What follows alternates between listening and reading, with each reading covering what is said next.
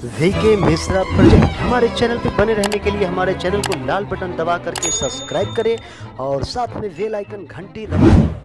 जय श्री राधे कृष्ण। आप सभी का हमारे YouTube चैनल पे बहुत बहुत स्वागत है। आइए सुनते हैं बुध प्रदोष व्रत की कथा। जब भी बुधवार के दिन प्रदोष व्रत पड़ता है तो इसे बुध प्रदोष या बुधवार प्रदोष व्रत के नाम से जाना जाता है। प्रदोष के व्रत में जो कि भगवान शिव माता पार्वती का प्रदोष काल के समय में पूजन किया जाता है। प्रदोष काल का समय यह समय जो कि सूर्यास्त से 1 घंटे पहले और सूर्यास्त के 1 घंटे बाद तक के बीच का जो समय होता है, यह समय प्रदोष काल का होता है। और इस दौरान भगवान शिव जी जो कि प्रसन्न मुद्रा में होते हैं और जो भी इनका इस समय में पूजन करते हैं तो भगवान शिव जी प्रसन्न होकर के उनके सभी प्रकार के पापों को नष्ट करते हैं। प्रदोष व्रत को करने से 100 गायों को दान करने के बराबर पुण्य फलों की प्राप्ति होती है तथा जिस दिन भी प्रदोष का व्रत पड़ता है तो उस दिन के नाम से इसे जाना जाता है और उस दिन के प्रदोष व्रत का अपना विशेष महत्व होता है। भगवान शिव एक ऐसे देव हैं जो कि अपने भक्तों के ऊपर थोड़े से जल से ही प्रसन्न हो जाते हैं और अपना कृपा बरसाते हैं। रविवार के दिन अगर प्रदोष व्रत पड़ता है तो उस दिन के व्रत को करने से आयु आरोग्यता की प्राप्ति होती है। सोमवार के दिन अगर प्रदोष व्रत पड़े उस दिन के व्रत को करने से अभिष्ट सिद्धि की प्राप्ति होती है। मंगलवार के दिन अगर प्रदोष व्रत हो उस दिन के व्रत को करने से रोगों से मुक्ति व स्वास्थ्य लाभ की प्राप्ति होती है। बुधवार के दिन अगर प्रदोष व्रत हो उस दिन के व्रत को करने से सर्व कामना सिद्ध होती है। गुरुवार के दिन अगर प्रदोष व्रत पड़े उस दिन के व्रत को करने से शत्रुओं का विनाश होता है तथा विजय की प्राप्ति होती है। शुक्रवार के दिन अगर प्रदोष व्रत हो तो उस दिन के व्रत को करने से सौभाग्य और दाम्पत्य जीवन खुशहाल रहता है। शनिवार के दिन अगर प्रदोष व्रत हो तो उस दिन के व्रत को करने से संतान लाभ की प्राप्ति होती है। प्रदोष व्रत के दिन जो कि भगवान शिव का पूरे विधि विधान के साथ पंचोपचार या खूटोपचार पूजन विधि के द्वारा इनका पूजन करना चाहिए। तो इस दिन भगवान का पूरे विधि विधान के साथ पूजन करें।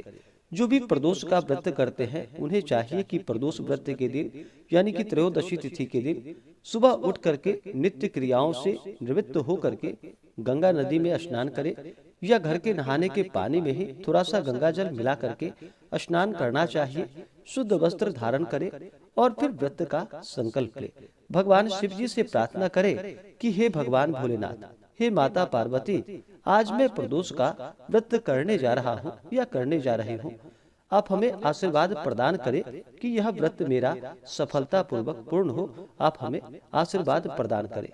आपके मन में जो भी इच्छा हो, जो भी कामना हो, वह प्रभु से कहे और कहे कि हे भगवान, मेरे सभी प्रकार के पाप और ताप नष्ट हो। मेरे दैविक, दैहिक और भौतिक सभी प्रकार के पापों का नाश हो। आप हमें आशीर्वाद प्रदान कीजिए और हमें सुख समृद्धि की प्राप्ति हो।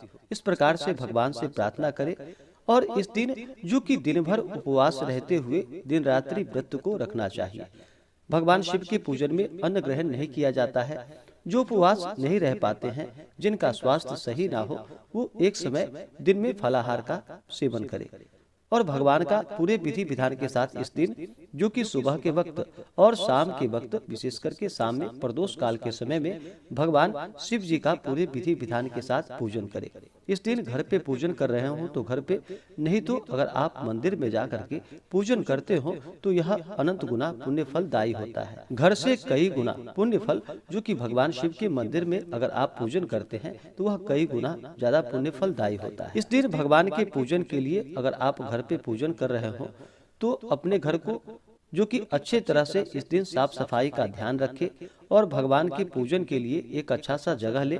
जैसे कि अपने घर के ईशान कोण में भगवान शिव जी के पूजन के लिए जगह बनाए। वहाँ पे एक चौकी लगा करके मंडप बना करके मंडप को 5 रंगों से सजाए और अपने लिए एक आसन लगाए और आप जो कि कुशा का आसन का प्रयोग करें।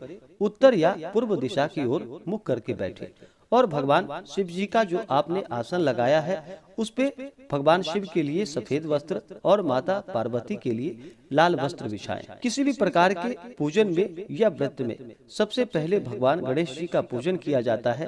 तो इस दिन सबसे पहले भगवान गणेश जी का पूजन करें। भगवान गणेश का पूजन होने के बाद फिर भगवान शिव के परिवार का पूजन करना चाहिए, जैसे कि नंदी, श्रृंगी, भृंगी, कृतमुख, कुबेर देवता आदि का पूजन करे। भगवान कार्तिकेय का पूजन करे।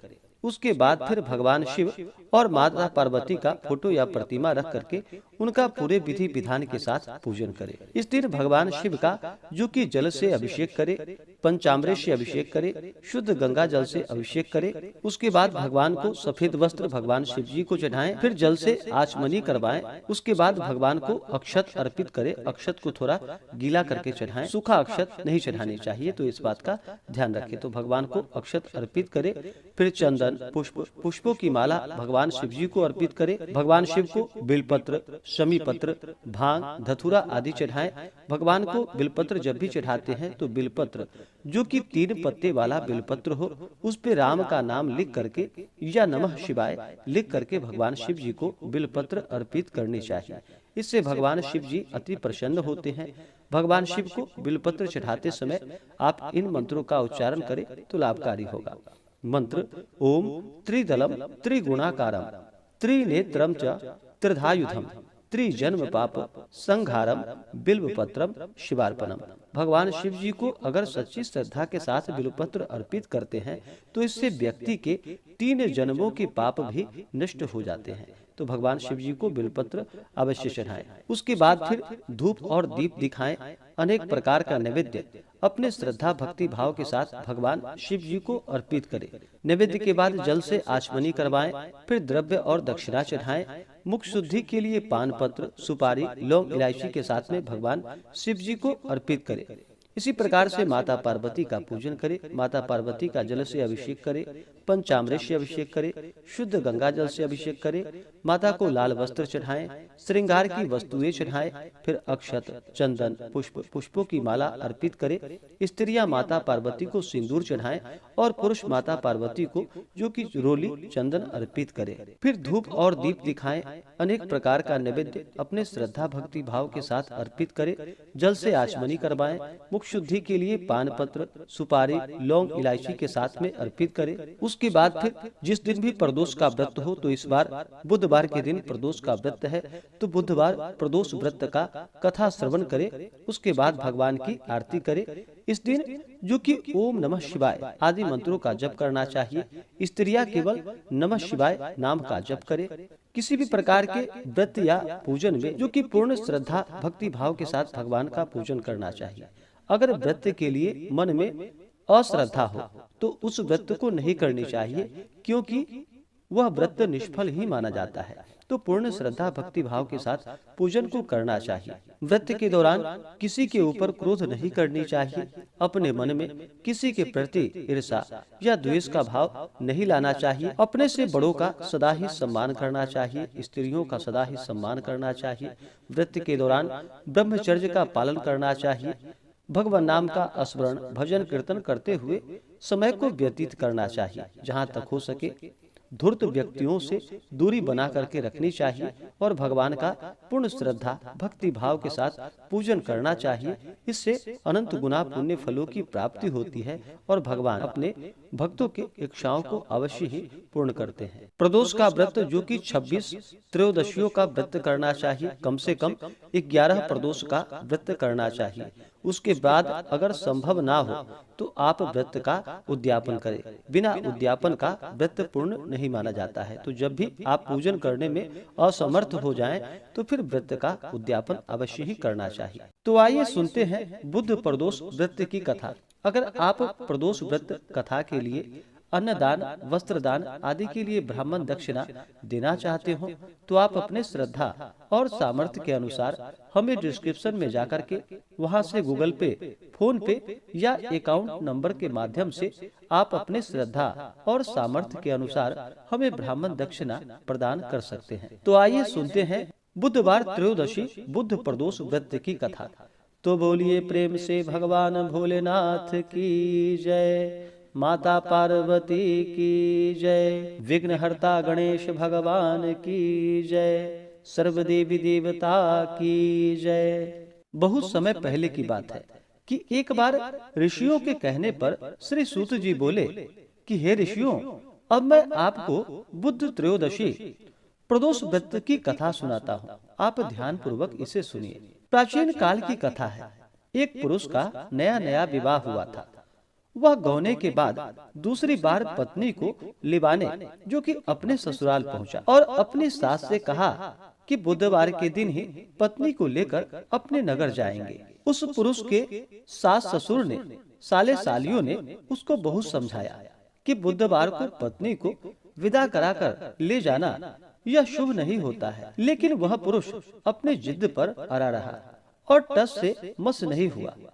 विवश होकर उसके सास ससुर ने अपने जामाता और पुत्री को भारी मन से विदा किया। पति पत्नी बैलगाड़ी में चले जा रहे थे।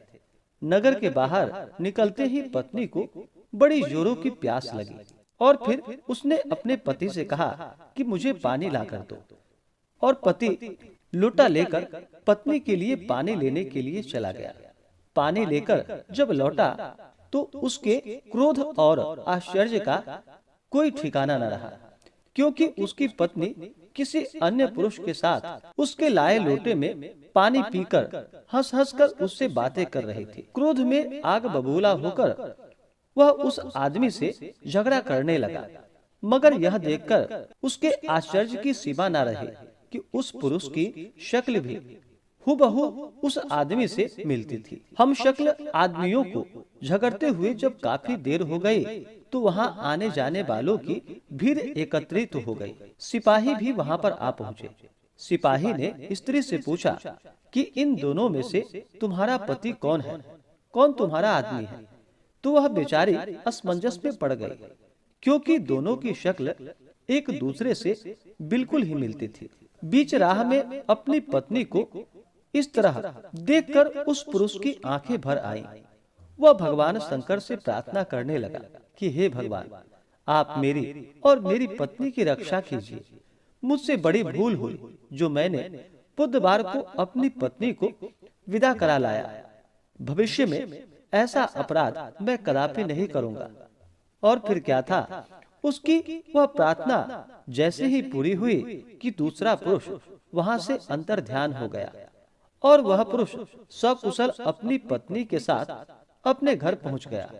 उस दिन के बाद पति पत्नी, जो कि नियम पूर्वक बुधवार प्रदोष का व्रत करने लगे।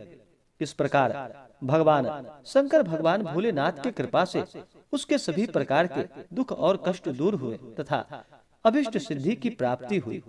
तो बोलिए प्रेम से भगवान भोलेनाथ की जय, माता पार्वती की जय, सर्वदेवी देवता की जय। इसी प्रकार से जो भी भक्त सच्ची श्रद्धा के साथ, नियम और निष्ठा के साथ बुधवार का प्रदोष व्रत करते हैं, भगवान शिव जी की कृपा से, माता पार्वती की कृपा से उनके सभी प्रकार के दुख और कष्ट दूर होते हैं तथा सुख समृद्धि की प्राप्ति होती है। आशा करता हूँ कि यह जानकारी आपको अच्छा लगा हो। ऐसे ही ज्ञानवर्धक जानकारियाँ प्राप्त करने के लिए हमारे इस चैनल पे अगर आप नए हैं तो चैनल को लाल बटन दबा करके सब्सक्राइब करें, साथ में बेल आइकन घंटी को दबाएं ताकि मेरी वीडियो का नोटिफिकेशन आपको समय से मिलता रहे। वीडियो को लाइक करें, शेयर करें, सुखी रहे और स्वस्थ रहे। जय श्री राधे कृष्ण। धन्यवाद।